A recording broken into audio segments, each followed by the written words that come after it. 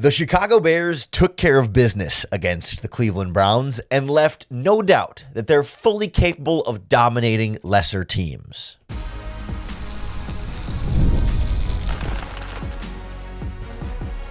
You are Locked On Bears, your daily Chicago Bears podcast.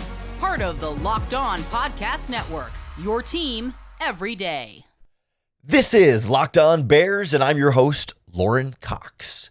I'm here to bring you your daily, in-depth Chicago Bears news and analysis. Thanks for making the Locked On Bears podcast your first listen today. We're part of the Locked On Sports Podcast Network, the number one sports podcast network. And on the show today, we are going to break down this Bears win over the Cleveland Browns, looking at Caleb Williams being as dialed in as we've seen him all season. This offense firing on all cylinders. This defense getting back to playing Bears defense. Sacks all of a sudden. Turnovers that we're used to. And finally, we'll take a look at, okay, they beat up the bad Cleveland Browns.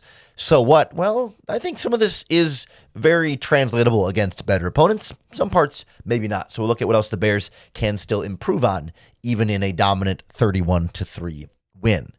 But for me, I was most impressed with how quickly and consistently the Bears were able to get into a rhythm offensively. That, sure, maybe it wasn't exactly the very, very first drive, although, drop passes and penalties were the bigger issue there. But we've seen so many games this season where it just takes Caleb Williams a while to get going, especially in the last, 4 or 5 weeks of the season. It's been some slower starts for him and the offense, just, missing on some throws that otherwise should have been easy completions or, firing stuff downfield. Just the accuracy isn't quite there. And whether he's rushing it a little bit or a little bit too fired up or whatever it might be, or just not following through on the footwork properly, right? It just takes him some time to kind of settle into some games.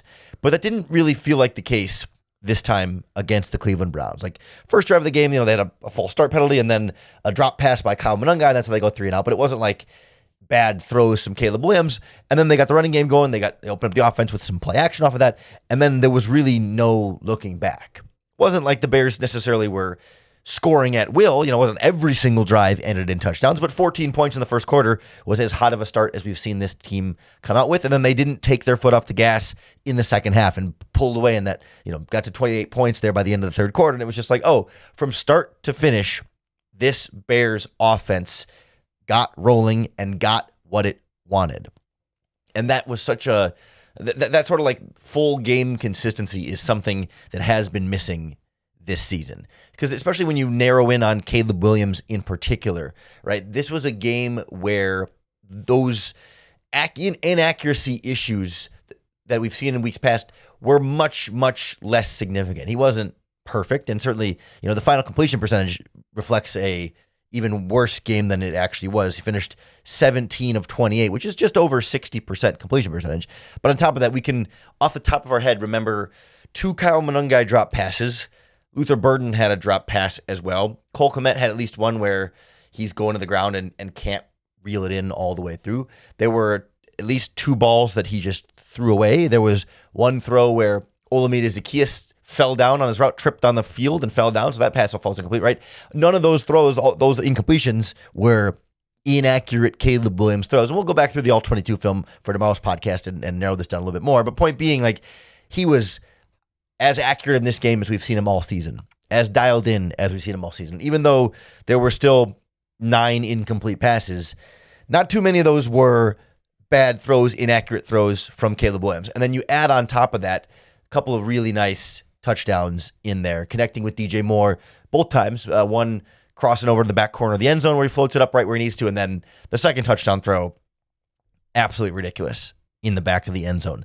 And that's when I'm going to need to go back and rewatch, with the All-22 angles, because I don't know about that one. I don't, it doesn't feel to me like it was a good decision, and it feels like, so certainly it's a really, really difficult throw for Caleb Williams, flushed out that far to the right, thrown across his body, putting it with that kind of velocity in the back of the end zone.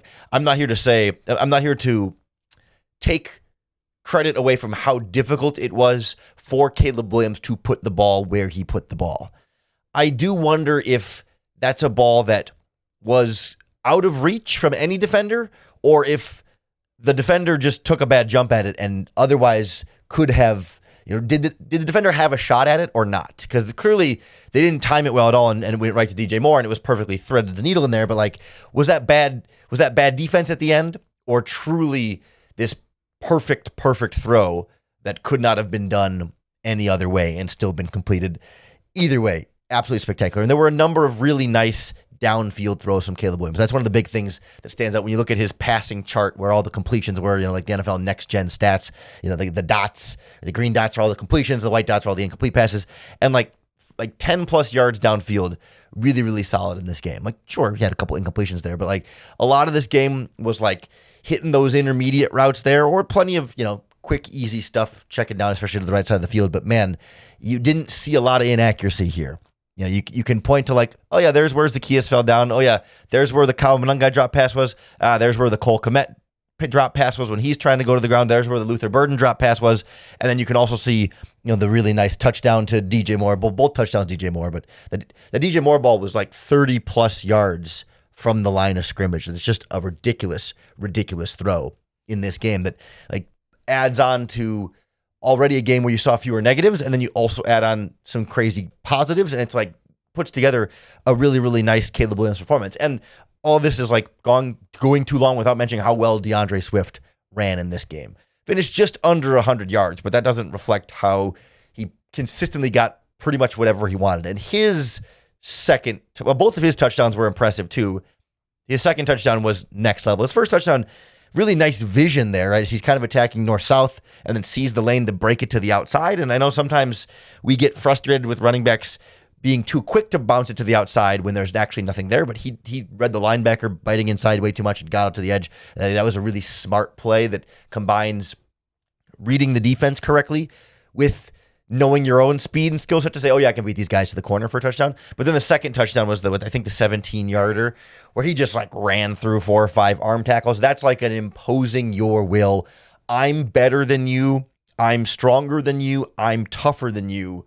And I'm going to score type of runs that just like looked way too easy. And maybe by that point, trailing 3 scores in the third quarter, the Browns defense, I didn't sense a lot of fight in them. It's not to take anything away from Swift. It's just to say that maybe by then the defense wasn't what they once were. But this Browns defense, we heard him say on the broadcast, like they rank second in yards, and we'll talk about that a little bit more as the game went on. But it just felt like such a consistent, well-rounded game from this Bears offense that, I guess Kyle Monangai didn't quite have the yardage you would like, but he was also dealing with an injury this week. So I'm not overly worried about it, but getting DJ Moore this much involved in the offense, really kind of having him return to prominence with Rome Odunze out. And Luther Burden, another 6 catches, 84 yards as a go-to weapon for Caleb Williams now, like advancing in his development as a young player. Colston Loveland, 4 catches for 63 yards, right? The young guys are stepping up and really getting comfortable and on the same page with their quarterback. And this was just such a get-right game for the offense that has had hot and cold stretches lately to be able to just put it all together and say like, yes, this is what it's supposed to look like and feel like and sound like, even in freezing cold temperatures that everyone's miserable. You're still putting up 31 points. Like, it's harder to throw the ball in games like this, and Caleb Williams did great. Obviously they could lean on the running game, the receivers. It's harder to catch those passes, and I guess that doesn't excuse the drops from Kyle Monangai, but it does mean guys like Burden and Moore and Loveland making some difficult catches in this game absolutely that much more impressive. Then you add on this Bears defense, unable to hold on to the shutout, but that's not a big deal because they got, 3 turnovers off Shedeur Sanders? They had 2 more that really could have or should have been turnovers off Sanders. They shut down the Browns' running game, and they got after the quarterback with a nice handful of sacks. As pretty much the best well-rounded defensive performance we've seen on that side of the ball. We'll break down what was working so right and then how sustainable some of this improvement might be next on Locked On Bears. This episode of Locked On Bears is brought to you by Aura Frames. The holidays are officially here, which means gift hunting season is on. And if you want something meaningful, personal, and guaranteed to get a reaction, Aura Frames is the gift that delivers every time. Because it's not just something you wrap, it's a way to share memories. Aura isn't your average picture frame. You can preload the frame with photos before you gift it to your loved one so that when they plug it in, the memories are already there. They don't have to download an app right down and there and try and go through all this setup process, right when you give it to them, just instant smiles from the moment they unwrap it. It's a great way to keep up, especially with, grandchildren, or I've got a 5-year-old niece who I always like to see updated pictures, and I love to have those go directly into my living room onto an Aura frame. It would be a great gift for anyone who loves photos. You can also include up to 30 seconds videos in each video through the Aura app with personalized messages right inside the frame, so the gift feels thoughtful the moment it is opened. For a limited time, you can save on the perfect gift by visiting auraframes.com to get $35 off of Aura's best-selling Carver mat frames, named number 1 by Wirecutter. Just use our promo code LOCKEDON at checkout. That's AURA, auraframes.com, promo code locked on. This deal is exclusive to our listeners, and frames sell out fast, so order yours now to get it in time for the holidays. And support the show by mentioning us at checkout. Terms and conditions apply. For as consistent as this Bears offense was for 4 quarters, the defense was right there with them, like shutting down just about everything that Shedeur Sanders and the Browns offense wanted to do in this game. Certainly there was a directive to load up the box a little bit and take away the running game. They hold Quinshon Judkins to 21 yards on 12 carries. But part of that too, I will say, is that this Bears defense was playing with a lead for a lot of this game. And so then the Browns weren't running it as much, right? Like the key there is that they only handed it off 12 times, whereas the Bears handed it off 20 times in this game. And I suppose I didn't count their backup running backs, but the point being that their lead running back got 12 carries in this game because they were trailing by multiple touchdowns by the end of the first quarter, so they didn't have to run the ball as much. And then they could pin their ears back and get after Shedeur Sanders. And get after Shedeur Sanders, they absolutely did. Austin Booker gets 2 sacks. DeMarco Jackson comes free unblocked for a sack on Shedeur Sanders. Jarvon Dexter finishes at the quarterback with a sack. Grady Jarrett gets one in there as well. I was surprised Montez Sweat was one of the only big names in here that didn't end up getting in on the sack party, but he definitely got in on a lot of the pressure party. Like he's the guy who moved Shedeur Sanders into the arms of Austin Booker or into the arms of Jarvon Dexter, or just took away a part of the pocket so Shedeur Sanders had nowhere to escape when DeMarco Jackson comes running in unblocked, right? Like it was very much a collective pass rushing effort here with plenty of blitzing from Dennis Allen as well. A big part of the strategy there is getting after him and sending some extra rushers, but also, they just would rush 4, stunt him a little bit, and a Cleveland Browns offensive line with 4 backups in there, really only like 1 healthy starter at left tackle. Well, they had some trouble. Surprise, surprise. So then you start getting consistent pressure on Shedeur Sanders. You start building a bigger lead on the scoreboard, and all of a sudden, that's when you start forcing him into more and more mistakes. Again, like you look at the passing chart for Shedeur Sanders, and it's a lot of checkdowns over the middle of the field. He did a pretty good job of escaping on some plays and trying to find something else downfield, but like he was just throwing, 5 yards past the line of scrimmage in between the numbers. That's really where he wanted to go on a lot of those throws. And most of the time, he could find a open receiver for 3 or 4 yards, and the Bears were perfectly fine granting him 3 or 4 yards there, knowing that they have to throw it 3 yards to get down the field all the time. They're not going to be able to do that consistently enough. But the Bears obviously were picking up on that, and you see somebody like DeMarco Jackson, a guy who was a big standout from this game, reading Shedeur's eyes the whole way on a slant route, kind of hides a little bit behind the defensive line of the pass rushers, jumps out, bats the pass up in the air and intercepts it. And it's like, there's the kind of playmaking we love to see from this Bears defense. I feel like they're able to get back to a little bit more in this game. 3 interceptions, really should have had a 4th one too. When Nashawn Wright was on that, it would have been, left side of the offense, right side of the defense, jumped that route, got 2 hands on it and just dropped it. And that really, it looked very similar to the interception he had on J.J. McCarthy in week 1 that was a pick 6. And that looked to me like a dropped pick 6. I don't know. I don't remember specifics on the play, like if there was a running back in the backfield who might have been able to chase him down, or certainly Shedeur Sanders is pretty fast.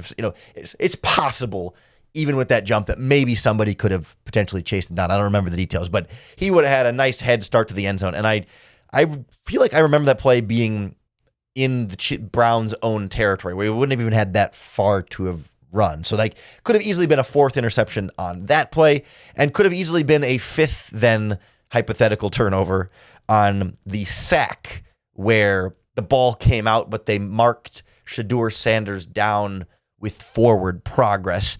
And that's a play where if that's against the Packers in a tie ball game, I might be more upset about. But when you're dominating the Cleveland Browns, I just can't muster a lot of energy to be mad at the referees in a game you win 31-3. Like, okay, yeah, like there was some weirdness on that one, and there was another, couple weird officiating type things in this game, but like, you kind of feel bad for the Browns and like, all right, they can have it. Like the Bears didn't need that strip sack. They still got the sack, right? It wasn't like they negated everything with a made up penalty or something. It just didn't get the fumble afterwards. All right, like they could, whatever, they can kind of have that one. I'm not going to be super worried about it. But like, really nice interception by C.J. Gardner-Johnson to run after the one down the right sideline and just kind of runs underneath it and then reads it the whole way and gets in the right spot. And then Jalen Johnson pulling it away from Jerry Jeudy was really nice to see, especially because that was like back-to-back after he had just gotten kind of burned on the previous like throw that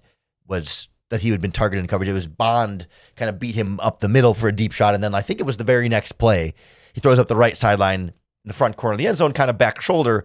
And that's where you get that other deep interception. And Shedeur, like we talked about in the preview podcasts, like wasn't afraid to take deep shots and connected on two of them deep over the middle of the field. But then, he giveth and taketh away there when C.J. Gardner-Johnson and Jalen Johnson both get relatively deep downfield interceptions as well. Like both really good individual playmaker plays, right? These are not fluky, lucky interception where it hits the receiver in the hands and then pops up in the air and then another player comes down with it, or the quarterback is hit as he throws, so the ball pops up and it's an easy interception. Like these are three, and I was counting to Sean Wright making a play on that one, 4 individual players reading the quarterback, attacking the ball in the air, and making a play on it. Like it's not like they were just standing still and it came right to them. They had to go get those interceptions. So it feels like back to what we wanted to see Bears football look like. And we mentioned DeMarco Jackson. I should just like the interception and the sack,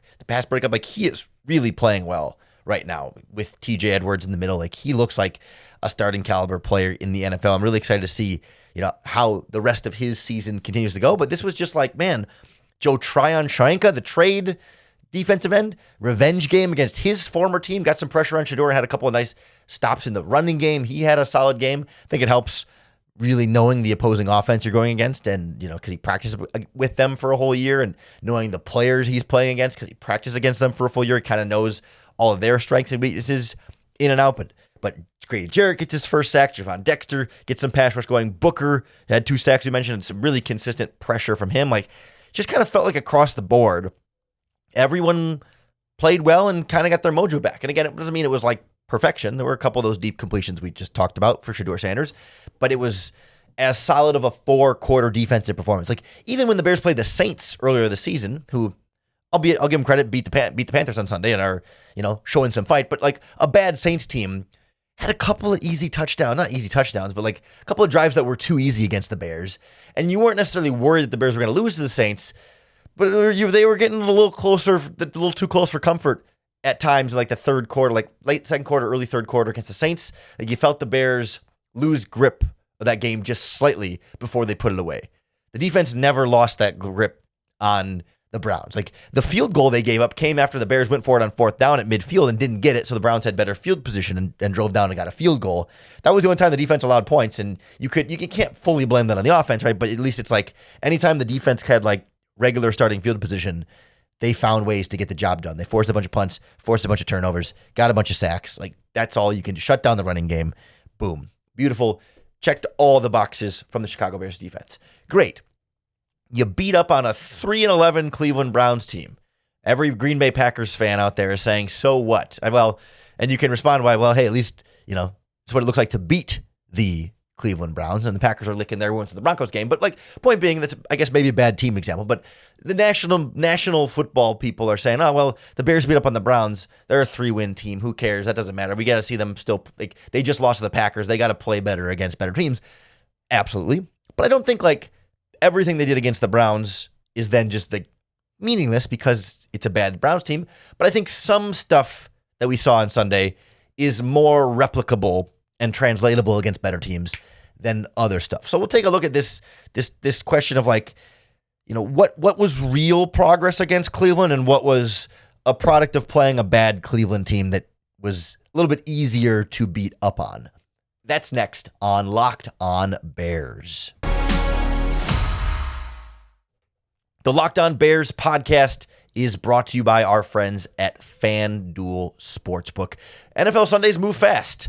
One big Caleb Williams play and suddenly everything feels different. And that's what makes live betting with FanDuel so exciting, because then you're not just watching the game, you're reacting to it in real time. Because with FanDuel, you can place bets as the action unfolds. Every drive, every momentum swing, every highlight moment. And that live betting is best when the game starts to shift, right?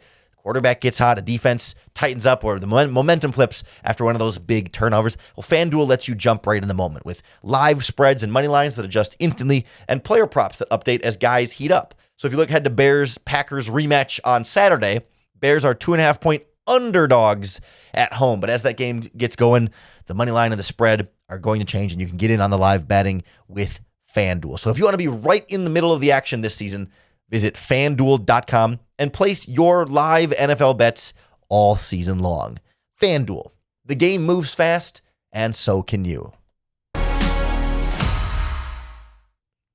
So the Browns are a bad team, and we can't expect the Bears to play that well every week moving forward against much better teams, against playoff teams, really, or playoff caliber teams, really, in the next 3 games against the Packers, 49ers, and Lions, albeit, the Lions and Packers lost, and I'm filibustering to double check whether the 49ers, they beat the Titans, so they were fine, but even a little closer against the Titans than maybe they should have been. Nonetheless, it's not going to be as easy as this Browns victory, and so we can't expect the Bears to play like this every week, but I do think there's something to be said about this Browns team not being horrible in all areas. They're not the worst team in the NFL this season. They are not the worst team in NFL history. And they have, I was going to say strengths, but that feels a little bit generous. There are things the Browns do well, even for a bad football team. And so it is impressive when you stop a team from doing things that they have done well, because the Browns have been a good run defense against good teams this season. They shut down the Baltimore Ravens running game. They shut down the Green Bay Packers running game. They shut down the San Francisco 49ers, not shut down the 49ers running games, but limited the 49ers running game. McCaffrey had 53 yards on 20 carries, right? They've done a pretty good job stopping the run this season. And DeAndre Swift gashed him for 100 yards, 5.4 yards per carry, getting pretty much everything he wanted. There was a third down where he got stuffed to the line of scrimmage. It wasn't perfection, and they swallowed up Kyle Monangai pretty well. But being able to run the ball well against this Browns team means something. They ranked second in the NFL in total yards given up this season, and Caleb Williams threw for 242 yards, just shy of 250. And if any of those dropped passes were caught, any of the 4 or 5, we'll see what the numbers come out to be, any of the handful of drop passes are caught, he is over 250 yards passing in this game. That's more than what Brock Purdy had against them a couple weeks ago. That's more than what Lamar Jackson had against them. That's more than Jordan Love had against them. That's more than Jared Goff had against them. Right? The point being, it's not like every quarterback or every offense takes on the Browns and has the best game of the season. So then it does mean something when the Bears play the Browns and have it's hard to say their best game this season. They put up more yards in other games, right? But had their most complete offensive performance against a defense that a lot of other teams have not been able to have those complete offensive performances against.